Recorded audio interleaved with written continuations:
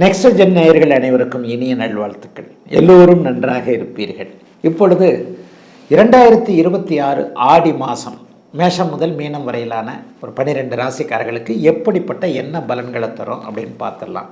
ஐயா, போன மாதம் நல்லா இல்லை, குரு பயிற்சிக்கு பிறகு அப்படி நல்லாயிருக்கும் இப்படி நல்லா இருக்கும்னு எல்லாரும் சொன்னீங்க.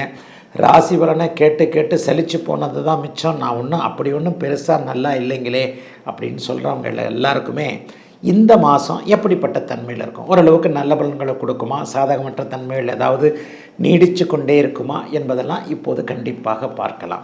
சரி, இந்த மாதாந்திர பலன்கள் எப்படி சொல்லப்படுகிறது? அடிக்கடி நான் சொல்லுவேன், ஒரு எல்லா அமைப்புகளையும் ஒரு முன்னுரையாகவே சொல்லுவேன். வருட பலன்கள் என்று சொல்லப்படக்கூடிய குரு, சனி, ராகு, கேதுக்கள் அந்தந்த கிரகங்களுடைய ஒரு பெயர்ச்சியை வச்சு சொல்லப்படுகிறது. 2.5 வருஷத்துக்கு ஒரு தடவை சனி பயிற்சி நடக்குங்க. அப்போ அந்த 2.5 வருஷத்துக்கு ஒரு தடவை சனி ஒரே வீட்டில் இருக்கிறார் இல்லையா, அதை வச்சு சனி பயிற்சி பலன்கள் சொல்லப்படுகிறது. குரு பயிற்சி 12 மாதத்துலேருந்து 13 மாதம் வரைக்கும், ஒரு வருஷத்தில் ஒரு கொஞ்ச நாள் கூட இருக்கும். அப்போ அந்த 12 மாதங்கள்லேருந்து 13 மாதங்கள் வரைக்கும் அந்த குரு பயிற்சியை வச்சு அந்த குரு எங்கே இருக்கிறார் என்பதை வைத்து அந்த ராசிக்கு, உதாரணமாக கன்னிராசிக்காரருக்கு இப்போது லாபஸ்தானம்னு சொல்லப்படக்கூடிய 11ஆம் இடத்துல குரு பகவான் இருக்கிறார். உங்களுக்கு இந்த 11ஆம் இடத்துலேருந்து எங்கெங்கே இடத்தை பார்க்குறார் அப்படின்றத வச்சு அந்த குரு பயிற்சி பலன்களை சொல்லுகிறோம். ஒரு வருடத்திற்கு அந்த பலன்கள் மற்ற கிரகங்களையும் சேர்த்து, ஏன்னா பயிற்சி பலன்கள் அப்படிங்கிறது நவ கிரகங்கள்னு சொல்லப்படக்கூடிய 9 கிரகங்களையும் சேர்த்து வைத்து பலனாக சொல்வது தான். ஆயினும் அது உங்களுடைய பிறந்த ஜாதக தசாபுக்தி அமைப்புகளுக்குள் அடக்கம். இப்போ எப்போவுமே பாருங்கள், ராசி பலனை சொல்கிற மாதிரி எனக்கு ஃபுல்லாக நடந்துடுறது இல்லைன்னு ஒருத்தர் சொல்லுவார், எனக்கு கரெக்டாக நடக்குதுன்னு ஒருத்தர் சொல்லுவார். எப்போவுமே இந்த மாத பலன்கள், வார பலன்கள், ராசி பலன்கள் எல்லாமே இப்படித்தான் இருக்கும். இந்த ராசி பலன்களையும் தாண்டி உங்களுடைய பொதுவான ஜாதகம் அப்படின்னு ஒன்று இருக்குது. அந்த பொதுவான உங்களுடைய உண்மை யூனிக் அப்படின்னு சொல்லுவோம், உங்களுக்கே உரித்தான ஜாதகம். இது பொதுவான ராசி பலன்கள். உங்களுக்கே உரித்தான ஒரு ஜாதகத்தில் உங்களுக்கு என்ன தசாபுக்தி அமைப்புகள் நடக்கிறது என்பதை மேட்ச் பண்ணியும் இங்கே பார்க்கலாம். இப்போ நான் குரு பயிற்சியை சொன்னேன், சனி பயிற்சியை சொன்னேன், ராகுகேது பயிற்சி 1.5 வருஷத்துக்கு ஒரு தடவை நடக்கும். அந்த 1.5 வருஷம் அந்த இடத்துல இருக்கிறதுனால உண்டான பாதிப்புகள் இல்லாத சாதக பாதகங்களை வச்சு அந்த பயிற்சி சொல்லப்படுகிறது. மாத பயிற்சி அப்படிங்கிறது சூரியனுடைய இயக்கங்க. ஒவ்வொரு மாதமும் சூரியன் எந்த இடத்துல இருக்கிறார்ன்றதை வச்சு தான் இந்த மாத பயிற்சி. அதுவும் தமிழ் மாத பயிற்சி அப்படித்தாங்க. ஆடி மாதம் முழுக்க சூரியன் கடக வீட்டில் இருப்பார்.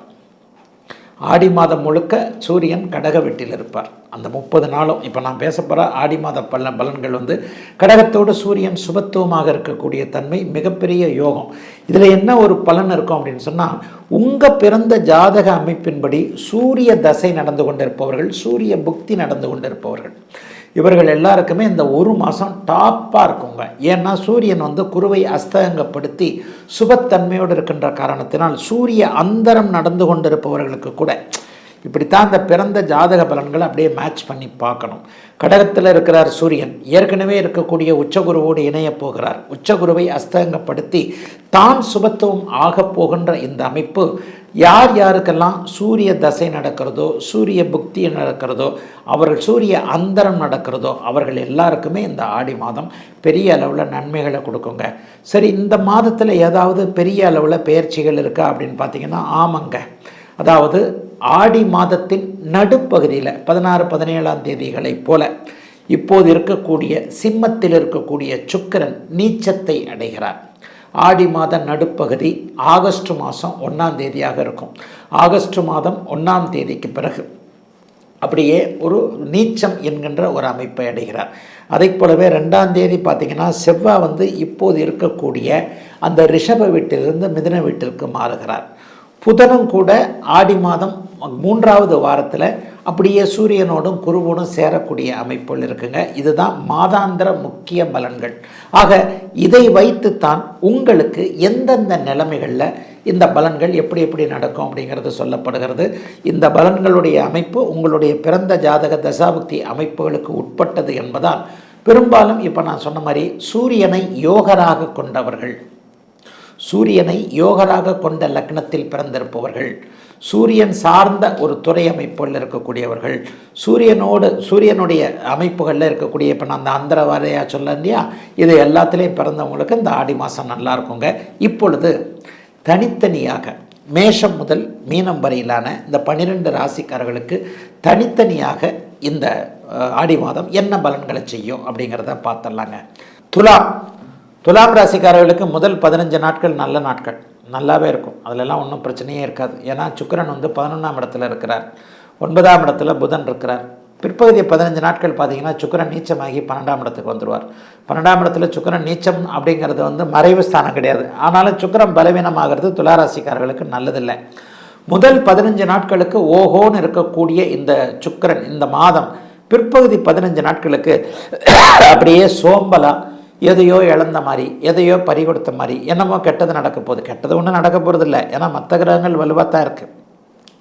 இருந்தாலும் தலை என்று சொல்லப்படக்கூடிய ராசிநாதன் என்று சொல்லப்படக்கூடிய தலைமகன் என்று சொல்லப்படக்கூடிய சுக்கிரன் இப்போது 12ஆம் இடத்தில் 15 நாட்களுக்கு நீச்சத்தை அடைய போவதால் ஆடி மாதம் 3வது வாரம் 4வது வாரம் பிற்பகுதி 15 நாட்களில் ரிஸ்க் எடுத்து செய்யக்கூடிய எந்த ஒரு விஷயத்தையும் இப்போது துளாராசிக்காரர்கள் செய்யக்கூடாது. அப்படி எதனா கஷ்டம் வந்துடுமா? கண்டிப்பாக கஷ்டம் வராது. ஏன்னா 6ஆம் பாவகத்தில் இருக்கக்கூடிய உங்களுடைய ராஜயோகாதிபதியாகிய சனியை குரு சுக்கிரன் 2 பேரும் வலுத்து பார்க்குறாங்க. லாபாதிபதி இப்போது போய் 10ஆம் இடத்துல உட்காந்துருக்கிறார்.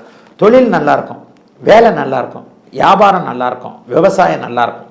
ஜீவன அமைப்புகளில் காசு பணம் வரக்கூடிய அமைப்புகள் உண்டு. காசு பணம் வந்துட்டால் மட்டும் நிம்மதி இருக்குமா என்ன? அப்படிலாம் இல்லை, நிம்மதி இருக்காது, ஆனால் பண வரவு இருக்கும். அப்படியே நான் ஒரு மாதிரியாக சொல்கிறேன் பாருங்கள்.